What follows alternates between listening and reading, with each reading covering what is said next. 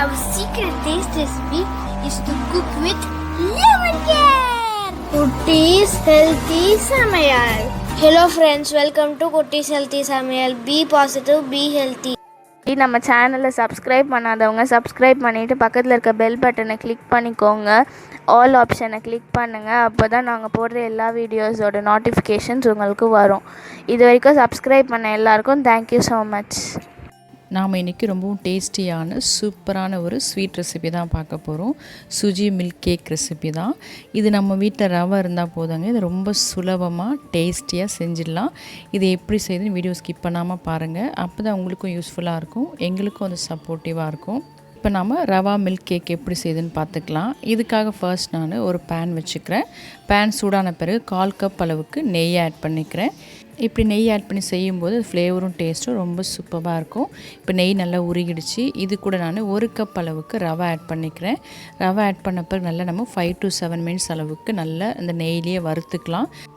ரவையோட colour நல்லா change ஆகி நல்லா நமக்கு ஒரு ஃப்ளேவர் கிடைக்கும். அந்தளவுக்கு நம்ம வறுத்துக்கணும், அப்போ தான் டேஸ்ட் நல்லாயிருக்கும். மேபி ரவை கொஞ்சம் பெரிய சைஸாக இருந்ததுன்னா நீங்கள் மிக்ஸியில் ஒரே ஒரு முறை அரைச்சி எடுத்துக்கோங்க, அப்போ நல்லாயிருக்கும். இப்போ பாருங்க, நமக்கு நல்ல கலர் சேஞ்ச் ஆகி வறுந்து வந்துடுச்சு. இந்த ஸ்டேஜில் ஒரு பிளேட்டில் நம்ம ட்ரான்ஸ்ஃபர் பண்ணிக்கலாம். அடுத்தது அதே பேனில் ஒரு 1/2 கப் அளவுக்கு சுகர் ஆட் பண்ணிக்கிறேன். இந்த ஸ்வீட்னஸ் இதுக்கு கரெக்டாக இருக்கும். இது கூடவே 3/4 கப்லேருந்து 1 கப் அளவுக்கு தண்ணி ஆட் பண்ணிக்கலாம். ஏன்னா நமக்கு சுகர் கரைஞ்சி ஒரு திக்கான கன்சிஸ்டன்சி வரணும், அதாவது பிசுபிசுப்பு தன்மை இருக்கணும். போதும், கம்பி பதம் நமக்கு வேண்டாம். இப்போ பாருங்கள், சுகர் நல்லா கரைஞ்சி வந்திருக்கு. சுகர் எல்லாம் கரைஞ்சிட்ட பிறகு 3 to 5 மினிட்ஸ் நம்ம அப்படியே அந்த தண்ணியை கொதிக்க விட்டோம்னா நல்லா நமக்கு திக்கான கன்சிஸ்டன்சி வந்துடும். கையில் தொட்டு பார்த்தீங்கன்னா கொஞ்சம் பிசுபிசுப்பு தன்மை இருக்கும். அந்த ஸ்டேஜ் நமக்கு கரெக்டாக இருக்கும். ஸ்டவ் மீடியம் ஃப்ளேமில் வச்சு கொதிக்க வச்சுக்கலாம். அப்போ நமக்கு சீக்கிரமாகவே கொதித்து கரெக்டான கன்சிஸ்டன்சி வந்துடும். பாருங்கள், நல்லா திக்காகிடுச்சு. இப்போ நான் 1/2 கப் அளவுக்கு பால் பவுடர் ஆட் பண்ணிக்கிறேன். இது கட்டிகள் இல்லாமல் நல்லா நம்ம கரைச்சி விட்டுக்கலாம். இப்போ சிம்மில் வச்சுக்கலாம். இப்போ நல்லா நம்ம மிக்ஸ் பண்ணி விட்டோம்னா பால் பவுடர் நல்லா கரைஞ்சி வந்துடும். பால் பவுடர் ஆட் பண்ண பிறகு நம்ம 2 to 3 மினிட்ஸ் நம்ம கொதிக்க விட்டால் போதும், ரொம்ப வேண்டாம்.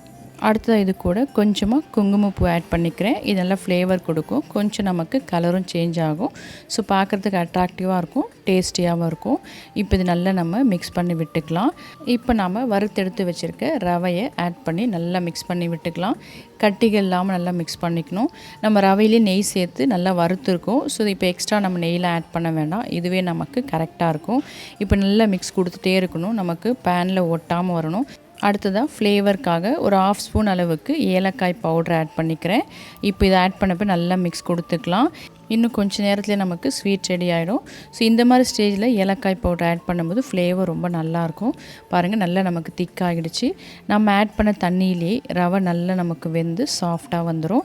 இப்போ நமக்கு பேனில் ஒட்டாமல் வரும். நான் பண்ணுறது ஸ்டீல் பேன், ஸோ கொஞ்சமாக லைட்டாக உங்களுக்கு ஒட்டி இருக்குது.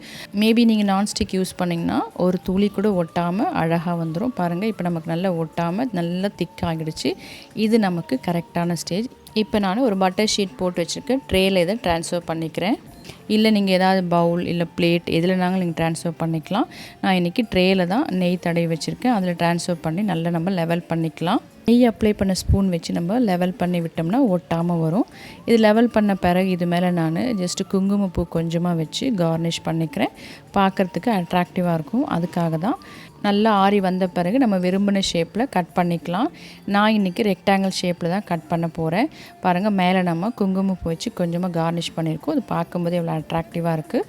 ஸோ பிள்ளைங்களுக்கு இப்படி செஞ்சு கொடுக்கும்போது சின்ன பிள்ளைங்க விரும்பி சாப்பிடுவாங்க. இப்போ நல்லா ஆறி வந்துடுச்சு. இதை நம்ம ஒரு பிளேட்க்கு ட்ரான்ஸ்ஃபர் பண்ணிக்கலாம். இதோட திக்னஸ், ஷேப் எல்லாமே உங்கள் விருப்பத்துக்கு ஏற்றாப்போல் நீங்கள் செஞ்சுக்கலாம். நான் இன்றைக்கி நல்லா திக்காக ரெக்டாங்கிள் ஷேப்பில் கட் பண்ணி எடுக்கிறேன். அதாவது நமக்கு மில்க் கேக் எப்படி இருக்குமோ அதே போல் பேடா போல் நான் கட் பண்ணுறேன். ஸோ டேஸ்ட்டும் பார்த்திங்கன்னா அவ்வளோ சூப்பராக இருந்தது. சாப்பிடாத பிள்ளைங்க கூட விரும்பி சாப்பிடுவாங்க. அந்தளவுக்கு ரொம்பவும் டேஸ்டியான மில்க் கேக் ரெசிபி தான். கெஸ்ட் வந்திருக்காங்க, இல்லை ஈவினிங் பிள்ளைங்களுக்கு சட்டுன்னு ஒரு ஸ்வீட் ரெடி பண்ணி கொடுக்கணுன்னா நம்ம எல்லார் வீட்லேயுமே அவைலபிளாக இருக்குது ரவை. ஸோ ரவையை வச்சு நம்ம சிம்பிளாக டேஸ்டியான இந்த மில்க் கேக் ரெசிபி செஞ்சு கொடுக்கலாம். பாலில் கூட இது, அதாவது திக்கான பாலை நீங்கள் வேக வச்சு கூட இப்படி செய்யலாம். பட் அது ரொம்ப டைம் எடுக்கும். அதனால் நம்ம மில்க் பவுடர் ஆட் பண்ணுறோம். பட் இந்த மாதிரி மெத்தடில் நீங்கள் செஞ்சு கொடுத்து பாருங்கள். பார்க்கும்போதே உங்களுக்கு ரொம்பவும் கலர்ஃபுல்லாக அட்ராக்டிவாக இருக்கும். ஸோ பிள்ளைங்களும் விரும்பி சாப்பிடுவாங்க. ஸோ நீங்களும் இது போல் செஞ்சு பார்த்து உங்கள் டேஸ்ட், உங்கள் எக்ஸ்பீரியன்ஸ் எங்களுக்கு கமெண்ட் பண்ணுங்கள். மறக்காமல் லைக் பண்ணுங்கள். ஃப்ரெண்ட்ஸ் அண்ட் ஃபேமிலிக்கு ஷேர் பண்ணுங்கள். இது போன ஹெல்த்தியான டேஸ்டியான ரெசிபிஸ் உங்களை ரீச் பண்ண நம்ம சேனலை சப்ஸ்கிரைப் பண்ணி வச்சுக்கோங்க. தொடர்ந்து சப்போர்ட் பண்ணுங்கள். தேங்க்யூ. Yummy tasty. நீங்களும் ட்ரை பண்ணுங்கள், என்ஜாய் பண்ணுங்கள், ஹெல்த்தியாக இருங்க.